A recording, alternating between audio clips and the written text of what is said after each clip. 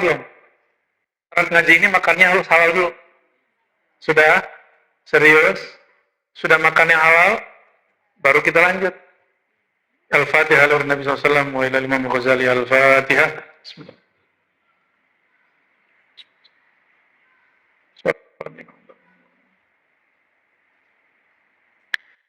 Kata beliau, ketahuilah wahai murid, setelah jelas makananmu halal, ya, fa'alaihi thalas wazaif, maka dia wajib melakukan 3 hal, 3 tugas.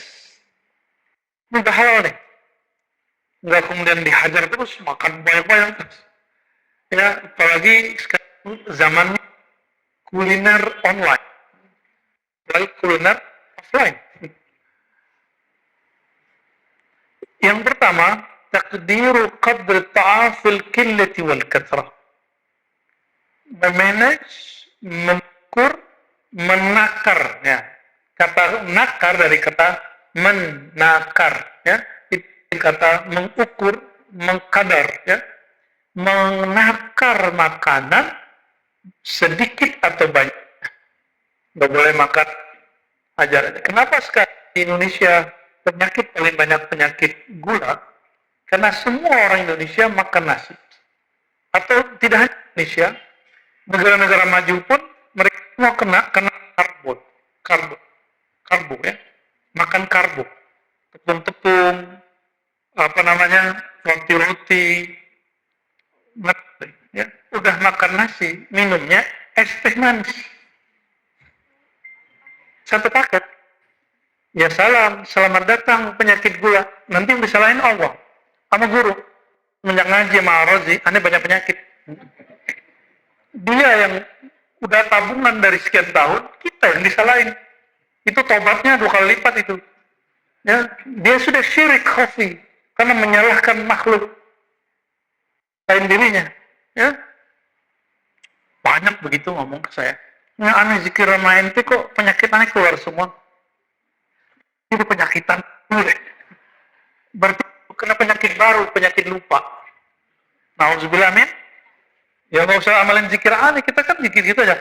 Kalau benar ini penyakitmu dari zikir saya, tolong hentikan malam ini dan saya cabut ijazahnya. Dan nggak hilang sakitnya.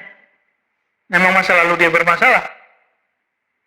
Ya, masa lalu yang bermasalah kita yang disalahin. Hati-hati, ya. Tobatnya wajib. Kenapa? Karena iblis itu ketika salah nggak pernah merasa salah. Dia selalu nyalain orang lain. Jangan sampai sifat iblis kita ambil. Kan kita bukan iblis, toh. Jangan sampai ngomong ini. Semenjak aneh ngaji mau Buya Aldom ini, bisnis aneh astagfirullah. Apa urusannya? Zikirnya Buya Aldom nggak nganggu zikin kerjaan sekali. Kapan ngajar Buya Aldom? Selasa nggak juga tiap Selasa. Yang rutin setiap Jumat, malam Sabtu. Orang kerja jam segitu. Kecuali ente security. Emang ada sip-sipannya. Atau polisi yang kerja lalu lintas, emang sip-sipannya segitu. Atau anggota. Dia emang kerjanya di jam-jam itu ada. Kita maklum. Atau dagang. Maka kita kan kalau orang yang dagang, perdagangannya, yang kemudian bisnisnya itu, niaganya, mengganggu waktu ngaji. Atau kebalikan, mengkerjaan. Kita kesuruh, so dia nggak mesti datang tiap saat. Kita izinkan. Tidak ada masalah kan sudah ada YouTube. Tapi antum sudah merasakan kedahsyatan berjumpa itu beda dengan YouTube. Kalau orang jumpa nggak tahu-tahu udah 4 jam, udah 6 jam. Kalau dengerin YouTube, lama bener ini. Iya, jadi pengantar tidur, nggak pakai adat. Jadi orang kalau dengerin YouTube itu bisa sembari buka aurat, tiduran, ya, sambil ngorok, ya, alhamdulillah, menjadi teman tidur. Suaranya Buya Aldom itu cocok bener bukan tidur. Sejatinya, kata Buya Aldom langsung tidur. Oke, jadi mulai menakar-nakar, ya. Penyakit kita itu semua yang kita masukin, semua yang kita hirup, semua yang kita masukin, yang kita hirup. Yang kita makan, yang kita konsumsi. Penyakit batin, semua yang kita pikirkan. Semua yang kita angan-angankan. Semua yang kita cintai dan benci. itu penyakit batin. Ya, hati-hati. Dan itu obatnya cuma ta'allum, belajar, ngaji. Bukan ngaji kok, bukan, itu udah pasti. Ngaji hati. Membaca Iqra yang ada di hati. Bukan Iqra yang dicetak itu, bukan. Wa taqdir waqtihi fil ibta' wa sur'ah. Ya, menakar waktu lambat atau cepat dalam makan. Jadi makan ini, lambat ini bisa jadi jarak waktu makannya, bisa jadi saat makannya. Makan tuh jangan kayak orang kesetanan. Kayak orang mau diambil makanannya, mau ini ada kesalahan orang memahami. Salasan bukan 33. Nah, kalau makan mengunyah 3 kali, bukan 30. Salasan 3 kali gitu maksud. 3 kali itu baru minimal segitu. Kalau pakai riwayat hadis. Tapi kalau orang ngerti bahasa Arab, kunyahlah sampai dia halus baru di. Kalau enggak itu nyakitin ya saluran pencernaan, apalagi lambung. Wajar kemudian lambungnya rusak. Ya, wajar lambungnya rusak. Lagi kenyang dihajar minum, itu lambung, jadi dia hangat. Ketika dikasih es, lambungnya bekerja baiknya. Maka itu awal orang sakit lambung. Coba tanya nanti para dokter. Ini ada dokter nih, ada bu dokter nih. Ya. Walaupun kedokterannya bidang lain, pasti ngerti ya, ilmu basic itu kan. Dokter mata, dokter gigi. Kalau ini dokter apa? Dokter hati ya. Kalau saya dokter, bukan dokter. Jadi nggak bisa nyuntik, bisa nyindir.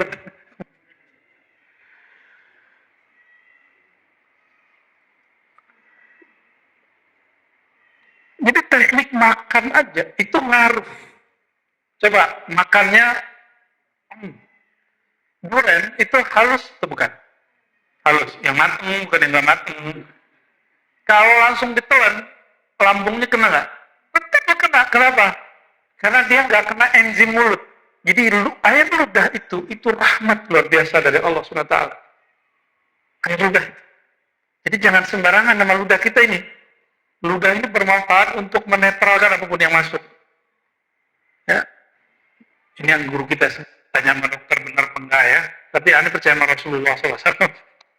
Beliau mengajarkan begitu, karena apapun yang masuk nanti akan balut dulu dengan air ludah. Dan kita nggak tahu loh ludah itu kerjanya gimana. Pernah merintahin air ludah kerja nggak? Lo kerja dong gitu. Nggak pernah kan? Dia bekerja, ini disebut alam sadar. Maka diri kita dari ujung rambut sampai ujung kaki itu banyak bergerak bawah sadar. Itu sebabnya orang mudah hipnosis. Cara bikin sadar di zikrullah. Maka orang berilmu menzikrullah sulit untuk hipnosis. Ya? Tapi hipnosis itu bagus. Hipnosis keilmuan. Inna fil bayan sihr. Dalam bayan itu ada hipnosis. Ada cara untuk menghibur orang. Dan sebaik-baik orang yang tersihir, ayakun al-bayan al-Muhammad. Bayannya bayan ilmu Nabi Muhammad sallallahu alaihi wasallam. Dan yang ketiga, ainul jins al-ma'kul. Memperhatikan, menentukan jenis yang dimakan. Afdolnya nih ya. Kalau makan daging putih ikan, nggak makan ayam. Jangan digabung. Kalau makan ayam, jangan makan kambing. Makan kambing, jangan makan udang. Ini afdal, ini mau di surau. Kita belajar di surau begini. Jadi kalau nabati aja, dan satu jenis, 2 jenis paling sayuran. Bagusnya sayuran itu sebelum, makanya salad. Salad bagusnya sebelum makan. Ya, ini bukan food. Ini food aslinya. Cuma kita nggak bisa yang ngasih tahu selalu kepada yang masak. Kita udah masak yang lain soalnya. Ya, aslinya begitu kalau orang suluk. Maka orang-orang yang masak suluk itu mesti di training sebenarnya Bu ya. Trainingnya ini. nggak boleh banyak minyak. Eh, itu bisa ngefek, kinerja badannya bisa ngefek, dan orang ngantuk kan jadinya. Jadi kalau kita langsung blok, berarti membebani. Nah, dalam ilmu biologi, makan itu pembakaran. Makanya orang panas ketika selesai sedang makan. Itu sebabnya makruh untuk langsung minum. Karena dulu 5-10 menit. Ya, nanti kan mau makan praktek nih. Jarakin dulu 5 menit lah kalau nggak sanggup 10 menit. Ya, kalau saya kadang beberapa 12 sampai 2 jam kadang nggak minum-minum. Nah, ini yang dipraktekkan oleh beberapa habaib yang mursyid ya, yang mengenal ini, mereka nggak harus makan. Sampai habis zikir, kita sedang makan, kalbu kita sedang sarapan. Maka Imam Muhammad bin Muhammad Al-Qani An-Naqsyabandi ya, mengatakan dalam Sa'adah Al-Abadiyah, tidak dianjurkan murid langsung minum setelah tawajuh zikir khataman dan baca Quran. Tunggu sejenak. Agak tunggu dulu Al-Madadi, diam sejenak kita. Agak tenang. Makanya ada jalur pintas. Jalur pintasnya sholawat kepada Rasulullah SAW. Di sholawat langsung adem. Sholawat, baru keluarin makanan, minuman. Gitu ya, nanti kalau dilipat ya. Jangan keluarin makanan lagi orang ngaji. Al-masyghul la yusghal. Orang yang sedang sibuk, nggak bisa disibukkan. Lagi sibuk makan, batinnya hilang. Maka kita menegur ini, banyak pengurus masjid yang bagi makanan saat pengajian. Nggak ada kan yang tadi kan? Itu pada akhirnya depan, lupa minum. Nah itu hebatnya, karena rohannya sedang makan. Ilmu ini, anehnya, ini ilmu yang ada di kitab Ihya Ulumuddin. Bagian cara menghidupkan ilmu agama. Tapi kenapa hari ini, para pesuluk, para mursyid, para khalifah, para pengamal thariqah jauh dari manajemen food combining ini. Kok yang namanya malah kelompok vegetarian, malah melakukannya orang-orang yang nggak mengerti agama. Ini satu yang kita sayangkan. Dan nanti kita bertahap, kita latih ini. Nanti kita buat suluk pendek ya, mungkin mulai ada suluk 3 hari, 7 hari, 10 hari, kita mulai menata makanannya. Ya, insya Allah. Dan semua itu dilakukan dengan tadrij ya. Apa kata beliau? Al-wazifatul ula. Nah, cara yang pertama, apa yang pertama? Tadi yang pertama apa? Menakar. Ya, sedikit banyaknya makan. Itu caranya mengurangi makan secara tadrij, bertahap. Nggak boleh langsung. Saya dengar ada orang datang ke Abu Basir, itu di Abu Basir itu kan dikasih air aja sekian hari. Nah, dianjurkan dia sebelum datang ke sana, dia mulai mengurangi makan. Kurang di hari yang puncak, dia datang ke, ya minimal puasa dulu, ke seminggu, atau 7 hari, atau dia mulai ngurangi, biar perutnya nggak kaget. Ya.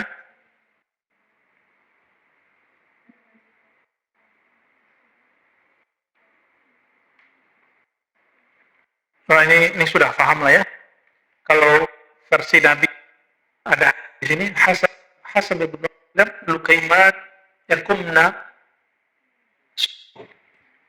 orang perlu makan supaya badan cukup beberapa makanan yang bergizi, tapi bergizi loh ya, jangan bergizi nggak, nah, bergizi bergaji, ya enak itu sesekali aja, kayak katanya hari ini Bu Aldami bawa hadiah buat saya, apa gajebo katanya, gajebo itu.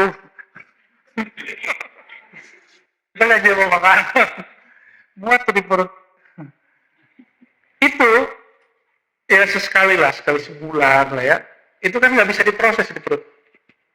Imam Ghazali pesan di kitab Ihya, kalau makan daging jangan sampai kunyahnya halus. Ya beli kitab. Bayangin Imam Ghazali sampai sayang sama kita ngurusin begini-gituan.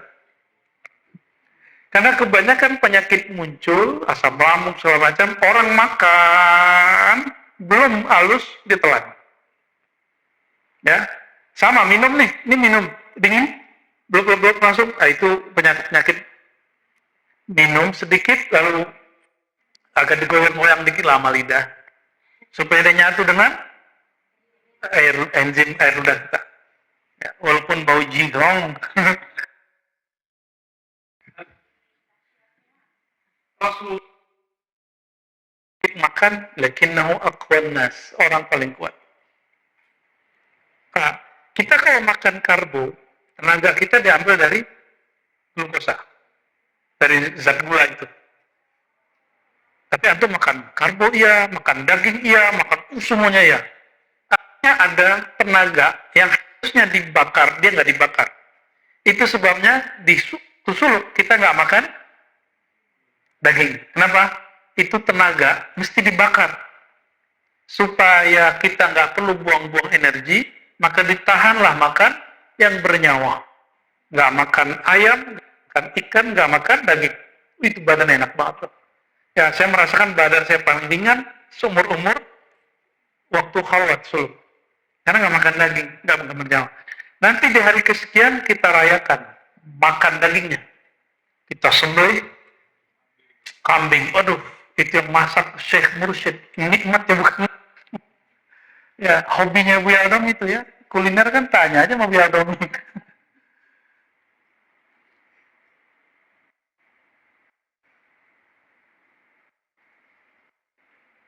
Itu tadrij ya. Itu pelan-pelan, mulai-mulai. Lalu apa kata beliau? Nah, ini teknik aja, saya nggak usah bacain. Intinya kulu waswabu, terus makan minumlah tapi benar. Bolehkah orang-orang sebenarnya boleh orang suluk makan daging? Tapi menjamin dia nggak berlebihan. Nah, ini dilakukan oleh salah satu guru kita yang mursyid di Malaysia, Dr. Siddiq, ya, apa namanya? Al-Khalidi di belakangnya. Beliau itu coba testing murid suluk makan daging sepotong kecil gini. Ternyata nggak berefek. Kenapa? Beliau paham orang Arab itu kalau makan di hadis Bukhari satu onta itu habis 2 orang 2 malam. Ngeri ya tuh. Dan onta itu daging paling panas. Orang kalau makan daging onta syahwatnya besar sekali. Ya. Nah, suluk. Loh, kita lagi suluk, lagi itikaf. Kan nggak boleh mikir macam-macam. Maka di-cut makan yang membuat syahwat kita.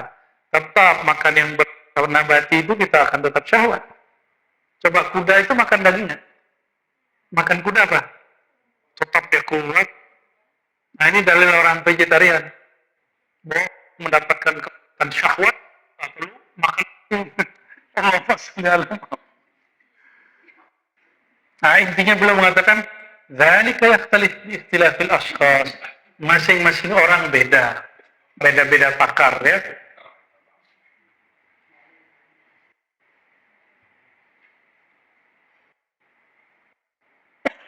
Kata Imam Sahal At-Tusturi, ya, "Lau kanat ad-dunya daman ghabitan lakana qutul mu'min minha halalan. Lianna aklal mu'min biqadri darurah bil qawa." Saatnya dunia itu darah, ya, tentulah makanan mukmin tetap yang halal darinya, maksudnya hewan bernyawa ya. Lianna aklal mu'min, karena mukmin itu kalau makan biqadri darurah, seperlu bukan semaunya. Nah, ini yang penting. Makan itu bukan bisa begitu. Kita cek berat badannya nanti. Banyak gitu ya. Enak Bu ya. Bu ya, tapi jangan larang kita makan lah.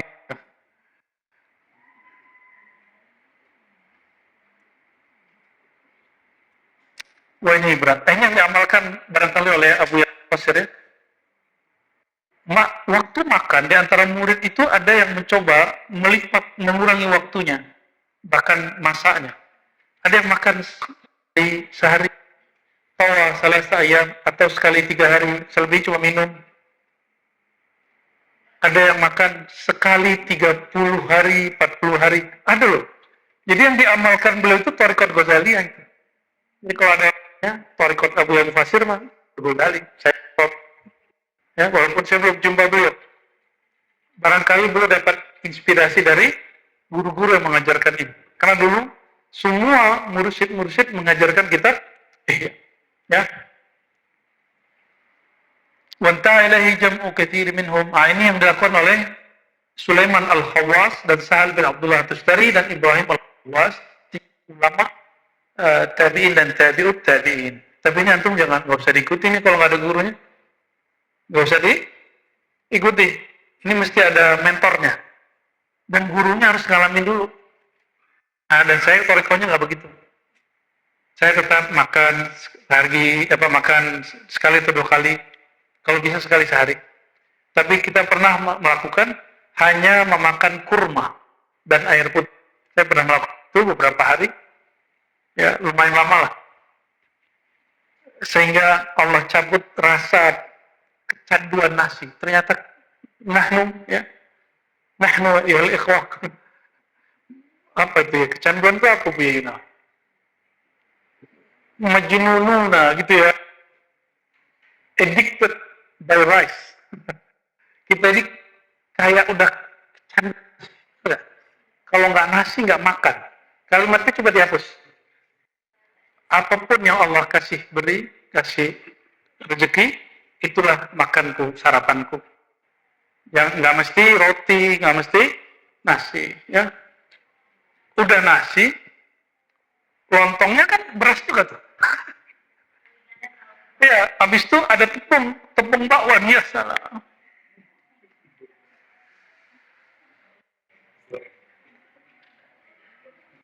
Nah, di sini ada kalimat, ini perhatikan. Kayaknya Abu Al-Fasir itu sudah meringkas dari 40 jadi cuma belasan hari.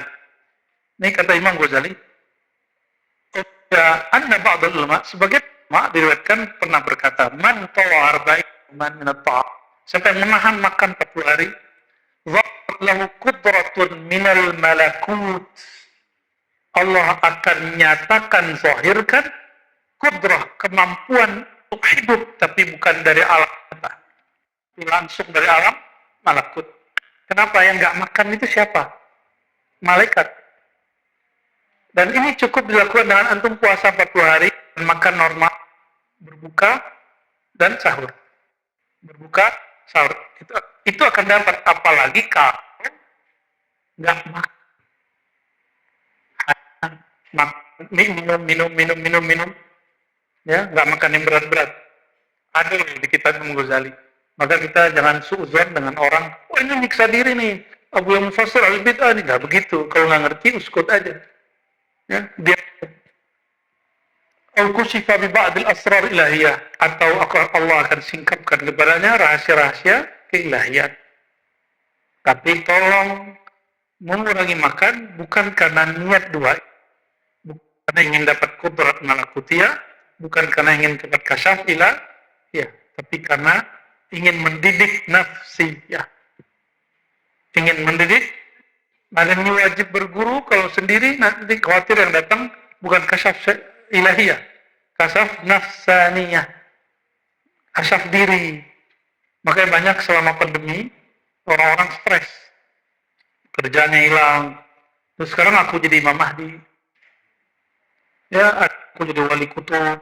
Ada yang nganggap dia macam-macam faktor-faktor itu, ya, karena nggak berguru, ya. Nauzubillah min dzalik.